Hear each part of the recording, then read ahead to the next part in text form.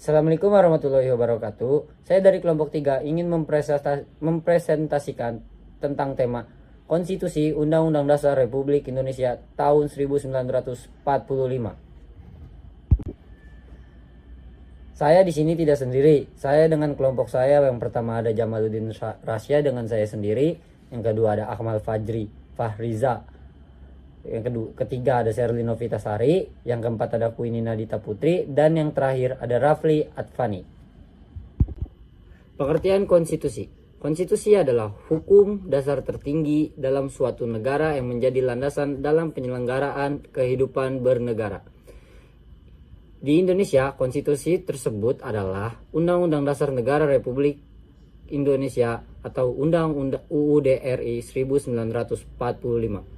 Pengertian UUD RI adalah hukum dasar tertinggi yang berisi aturan pokok mengenai bentuk dan kedaulatan negara, sistem pemerintahan, pembagian kekuasaan, hak dan kewajiban warga negara, lembaga-lembaga negara. Sejarah Undang-Undang Dasar 1945. 1. Masa perumusan. Di tahun 1945, UUD 1945 dirumuskan oleh Badan Penyelidikan Usaha-Usaha Persiapan Kemerdekaan Indonesia atau BPUPKI.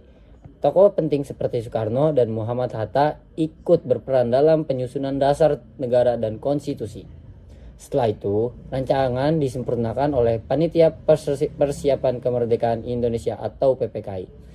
Yang kedua, pengesahan Undang-Undang Dasar 1945, 18 Agustus 1945. Sehari setelah proklamasi kemerdekaan Indonesia, Undang-Undang Dasar 1945 disahkan oleh PPKI. UUD 1945 resmi menjadi konstitusi pertama negara Indonesia.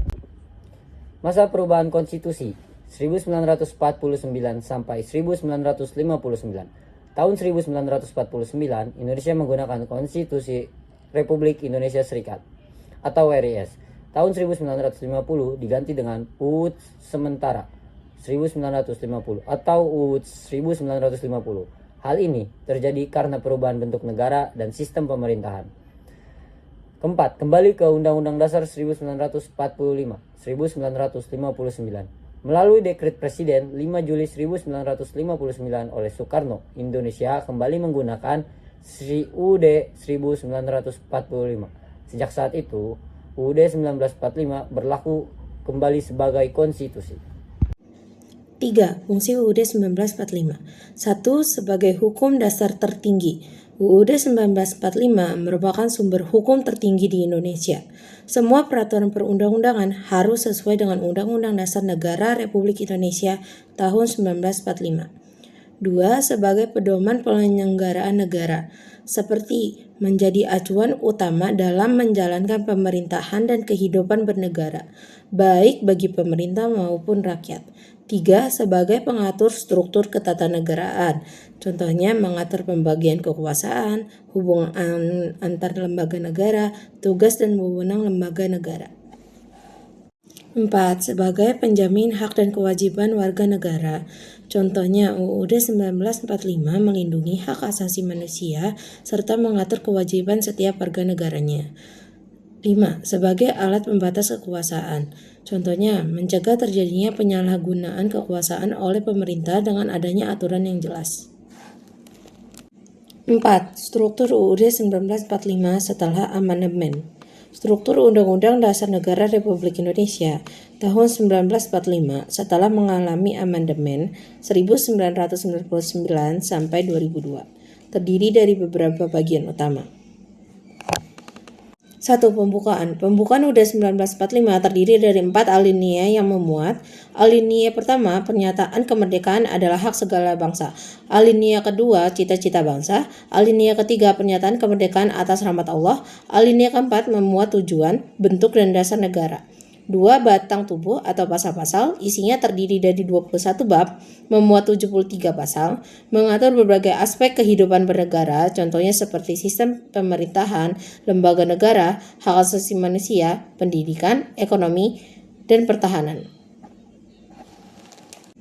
3. Aturan peralihan terdiri dari 3 pasal, yaitu pasal 1, 2, dan 3, berfungsi menjadi jembatan hukum untuk memastikan tidak terjadi kekosongan hukum saat terjadi perubahan konstitusi. 4. Aturan tambahan terdiri dari 2 pasal, yaitu pasal 1 dan 2. Berbeda dengan aturan peralihan, aturan tambahan lebih bersifat administratif dan penugasan khusus. 5. Nilai dan prinsip Undang-Undang Dasar 1945. A. Nilai-nilai dalam UUD 1945. Nilai-nilai yang terkandung dalam Undang-Undang Dasar Negara Republik Indonesia tahun 1945 antara lain: 1. Nilai ketuhanan berdasarkan pada kepercayaan kepada Tuhan Yang Maha Esa, tercermin dalam Pancasila pertama. 2. Nilai kemanusiaan menjunjung tinggi hak asasi HAM, menghargai martabat setiap manusia. 3. Nilai persatuan mengutamakan ketuhanan bangsa dan negara, menghindari perpecahan. 4. Nilai kerakyatan atau demokrasi, kedaulatan berada di tangan rakyat, pemerintahan dijalankan secara demokratis. Prinsip-prinsip dalam Undang-Undang Dasar 1945. 1. Prinsip kedaulatan rakyat.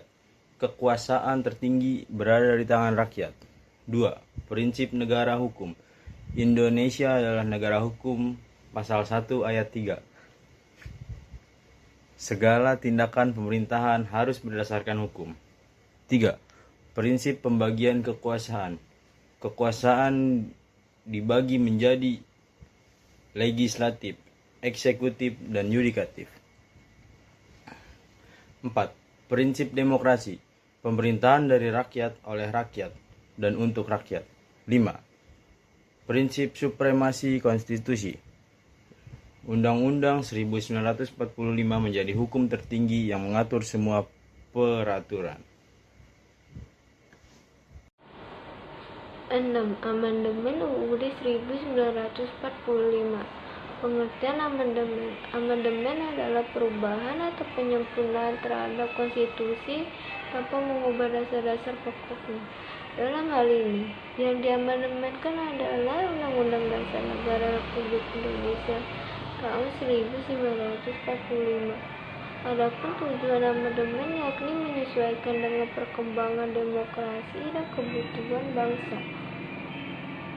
Selanjutnya ada hasil utama amandemen, yakni pembentukan lembaga baru seperti Mahkamah Konstitusi dan Dewan Perwakilan Daerah atau DPD.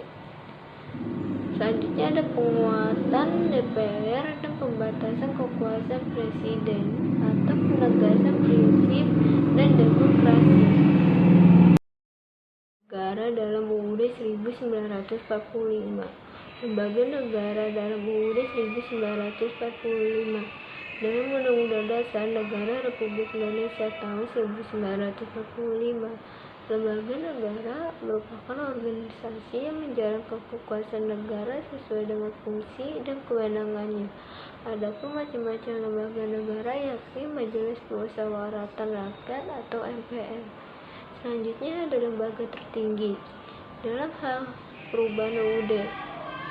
Selanjutnya berwenang mengubah dan menetapkan UUD, melantik presiden dan wakil presiden. Selanjutnya ada Dewan Perwakilan Rakyat DPR, Dewan Perwakilan Daerah DPD, Presiden dan Wakil Presiden, Mahkamah Agung MA, Mahkamah Konstitusi MK, Komisi Yudisial KE, dan Badan Pemeriksaan Keuangan BPK. 7. Kedudukan UUD 1945. Kedudukan UUD 1945 Undang-Undang Dasar Negara Republik Indonesia tahun 1945 memiliki kedudukan yang sangat penting dalam sistem ketataan Indonesia, yaitu 1. Sebagai hukum dasar tertinggi, 2. Sebagai sumber dari segala sumber hukum, 3. Sebagai landasan penyelenggaraan negara, 4. Sebagai perwujudan nilai dasar negara, 5. Sebagai alat pembatasan kekuasaan. Demikian presentasi kami mengenai Konstitusi UUD RI 1945. Semoga materi ini dapat menambah pemahaman kita tentang pentingnya UUD 1945 sebagai dasar negara dan pedoman dalam kehidupan berbangsa dan bernegara. Mari kita sebagai generasi muda ikut menjaga, menghormati, dan melaksanakan nilai-nilai yang terkandung dalam UUD 1945 demi terciptanya Indonesia yang lebih maju, adil, dan sejahtera.